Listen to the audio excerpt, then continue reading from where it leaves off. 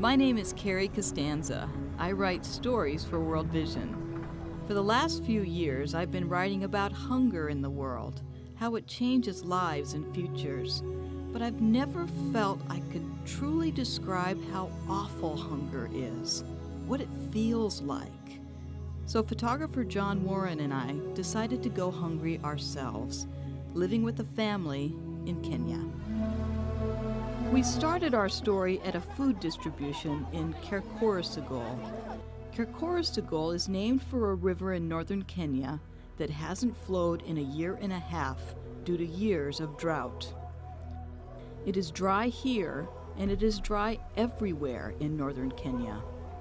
In this part of Kenya alone, 100 World Vision staff serve 150,000 people with food supplied by the World Food Program.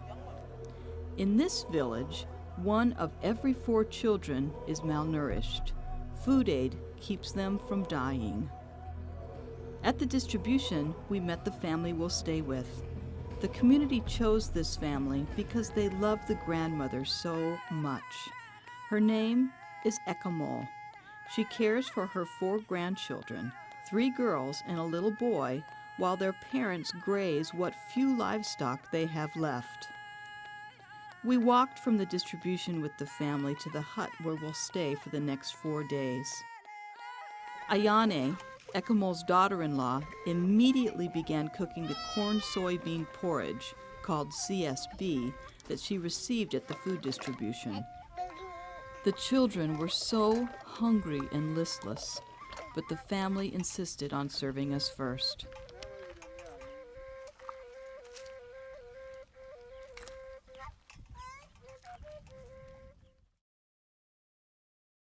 I'm here in the hut where we're staying, and this is day 2.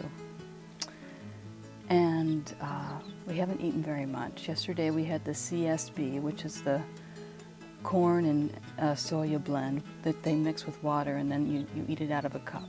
So we had a cup. And then this morning we had camel's milk with tea. And I have to tell you, I don't feel very good. I am lethargic.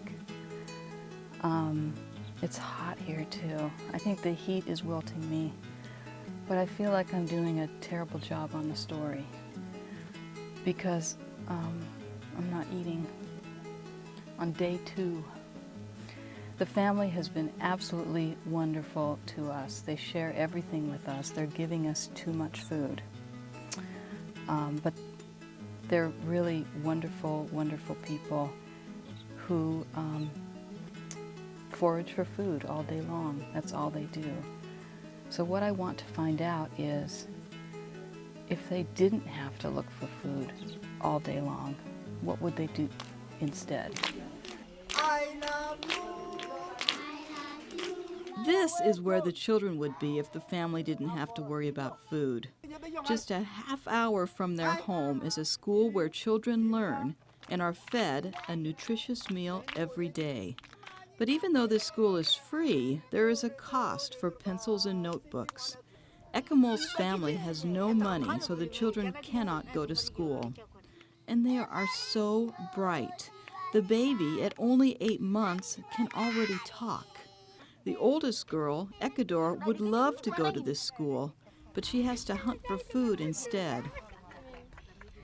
The headmaster says that more and more children are dropping out and grades are plummeting. Hunger hits a classroom hard.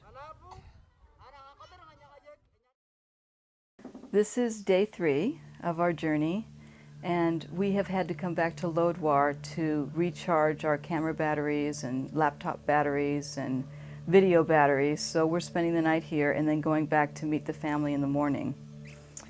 Today is Sunday. And it was interesting waking up in the morning to find out that today was a no-food day. Today is a day the family doesn't eat because they want to stretch their food rations to last as long as possible. So we were prepared to eat nothing.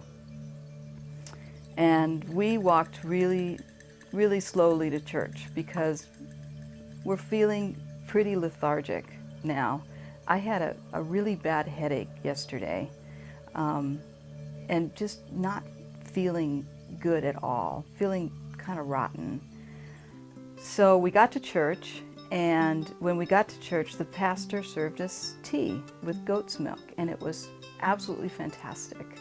And then we went to the church service, which was a beautiful Catholic service, and the offering was the most beautiful offering I've ever seen, because they took the $3.50 they gathered today and they danced around with it, giving thanks to God for what they have. And then we waited for our car to arrive to bring us back to the city, and while we did that, the pastor actually brought us lunch. And we ate it because the family was there waiting with us, and they were able to eat too, and the lunch was fantastic, rice and lentils. And right before the pastor brought us lunch, I found myself dreaming about food. I was dreaming about sushi, and as we ate lunch, I asked one of the family members if he dreamed about food, and he said, "Oh yes, I dream about food. I dream about meat, but when I wake up in the morning, I don't have anything to eat." Ekamoli and his brother Peter live with their mother. They herd the family's livestock, but there's not much left to herd. Just days before we arrived, Ekamoli was grazing the sheep, goats, and camels when livestock raiders attacked. They killed his young cousin and took the animals. The family lost 97.5% of its livestock. They had 360 animals in all. Now they just have 9. I kept the family in my prayers that night as we recharged our batteries in town. I missed them and was anxious to get back to join them. We're back with our family on day 4. We drove down from the city where we charged our batteries last night, and all the way down we talked about food, what we wanted to eat. Fried chicken, mashed potatoes, steak, gravy, macaroni and cheese, my grandma's spaghetti, which has hamburger meat and onions and Franco-American spaghetti covered with cheddar cheese, bake at 350. Fantastic. We eat the whole pan. And you can eat it cold for breakfast. So we got here and it started raining. Buckets and buckets of rain, and everybody was so happy. But the rain stopped, and I think it's going to stop for the season. I think the short rains were just that, very, very short. The family is cooking dinner for us now. I can hear them out there gathered around the fire. Cameret, the little one, is working, chopping up wild fruit, and the grandma's cooking, and I cannot wait to eat.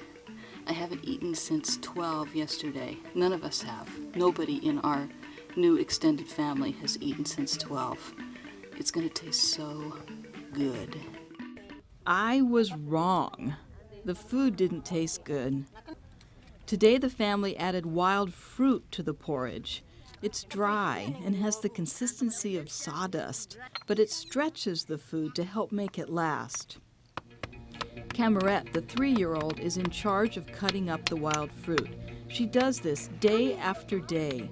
With no hope of an income in sight, this will be Cameret's future, chopping wild fruit instead of going to school. Hunger is robbing her of opportunities at only 3 years old. This is day 5 of our journey. It's our last day with the family, and we're just getting up in the morning. And as I was laying in the hut, getting ready to get up, I was thinking it was a lot like being on a camping trip when I was a little girl. And I would lay in the tent, just a thin canvas sheet away from the world. And you can hear the world outside, much differently than you can hear it in the city. You can hear the birds and animals that you don't even know what they are, making noises. So I got up and went out to wash, and I came back to the camp, and I thought the big difference between this and a camping trip is now that I'm back, there is no food. There's no coffee, There's no bacon frying, there's no eggs, there's nothing to eat. And for 800 million people around the world, every morning is like this camping trip. A camping trip where you're living out in the elements and you don't have anything to eat. And it's just not right. People shouldn't go to bed hungry and wake up hungry and not know if they're going to eat that day. There's plenty of food in the world.